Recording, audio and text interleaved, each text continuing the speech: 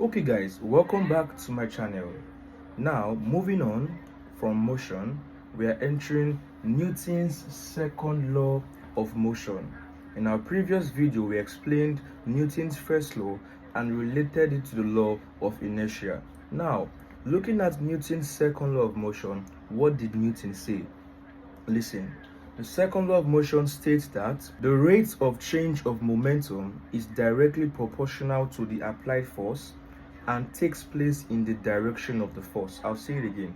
Newton's second law of motion states that the rate of change of momentum is directly proportional to the applied force and takes place in the direction of the force. Now, quickly, Newton is saying that when you have momentum, the symbol is letter P, and it is basically equal to the product of a body's mass and its velocity.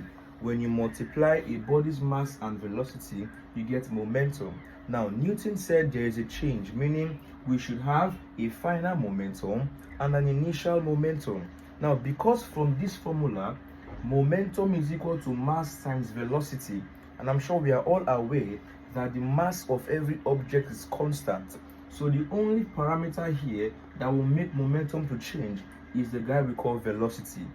And I'm sure we know we have two kinds of velocity. We have initial and we also have final, meaning the formula for momentum that has v should be called the final momentum because v is final velocity.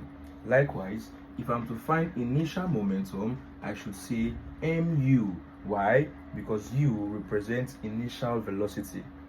Now, what does change imply? Meaning final minus initial. So change in momentum should be the final momentum mv minus initial momentum mu. Okay, now Newton said the rate of this change, whenever you hear it, what comes to your mind? Rate simply means divided by time. So rate of change of momentum means change of momentum divided by time. So when you divide the rate, we divide momentum's change by time, you get the rate of what now? Change of momentum.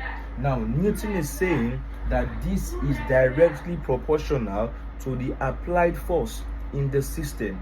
Now, meaning that we can say the applied force should just be equal to the change in momentum divided by what? Divided by time. So F equals change in momentum over T. Now, what is change in momentum from what we have on the board? It is mv minus mu all divided by what now? By T. mv minus mu all divided by T. If you observe, we have m and m, we can factor out one n, so we can say the applied force can then be equal to factoring out one m, we have v minus u all over what now? Over t. Now moving on, if you remember basic physics, we know that v minus u over t refers to acceleration, right? So we can say the applied force in a system is equal to m. Everything here refers to what now? Acceleration. So from Newton's second law of motion, we can derive that force is equal to mass times what now? Times acceleration. Okay, now we've seen F equals to ma, but there's something else we can bring out from this expression. Now observe, from Newton's second law, we can also say, remember, we just said F is equal to m into v minus u divided by what now? By time. Now if you cross multiply this expression, you're going to have f times t to be ft, and everything times 1 remains the same. So m into v minus u. Now what is this? Remember, or take into mind that f times t refers to what we call impulse of a force. F times t refers to what now? Impulse of a force. And then this remains as change in what now? Momentum.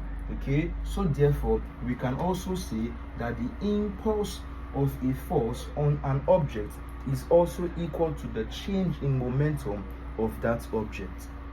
Okay, now Newton's third law of motion. We've seen law 1, we've seen law 2. Now we're looking at law number 3. Now what does the third law of motion explain? Listen, Newton said that to every action to every action there must be an equal but opposite reaction.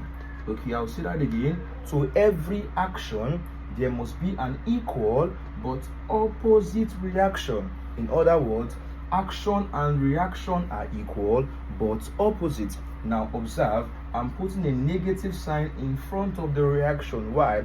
To show that they are what now? Opposite. So whenever you see a negative sign with a parameter, just know that is signifying opposite. Now Newton's third law can be applied in different forms. For example, in the Bible, what you sow is what you reap. That is also Newton's third law of motion. Okay, the law of karma. What you put in is what you get out. Garbage in and garbage out. So for every force you apply, there's always a reply, okay, against that force that has the same magnitude of the force, but in the opposite what now?